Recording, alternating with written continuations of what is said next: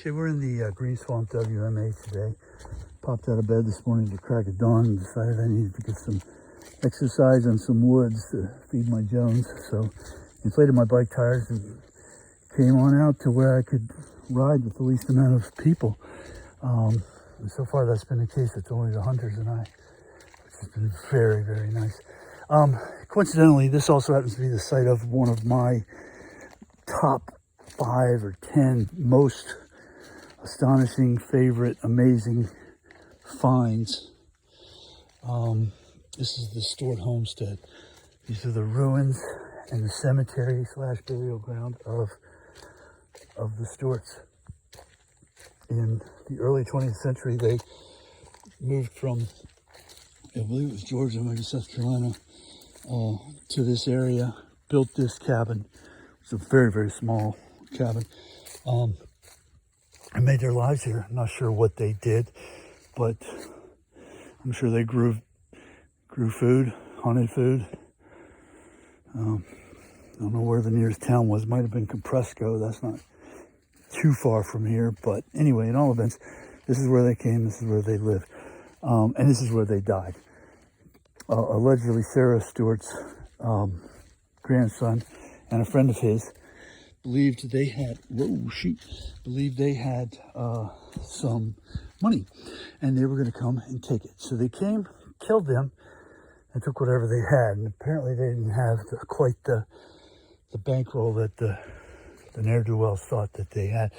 When I first found this place about 7 or 8 years ago, this was in much better condition, but this wall was still out. This is the wall that the rescuers took the bodies out of, and right here were back in 7 or 8 years ago, whenever it was when I first found this place, was the bed spring, the remainder of the bed that they were murdered on. They brought the bed out, took the bodies off, took them out behind me and buried them. But that was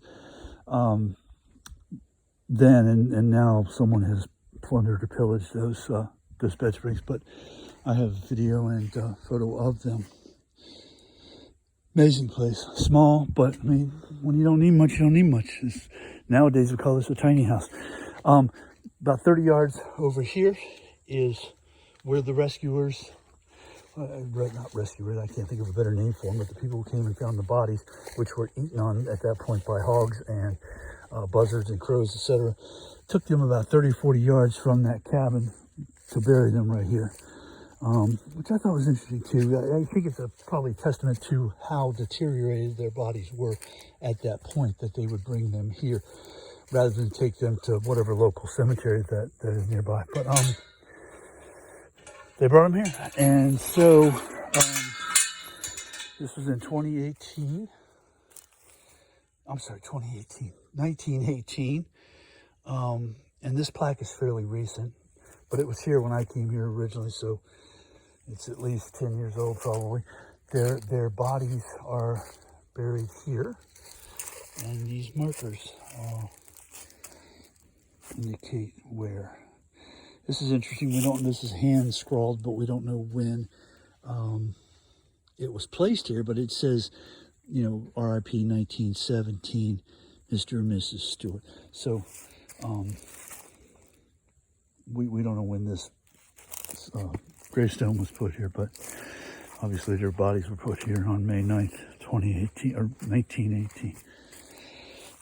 So that's basically it. I mean, this is an amazing, astonishing place to live your life. This is a hard scrabble existence, if ever there was one, but it was theirs, and they didn't owe anybody else for it.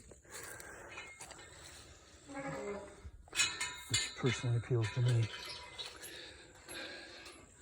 but nobody was forcing them to wear a mask.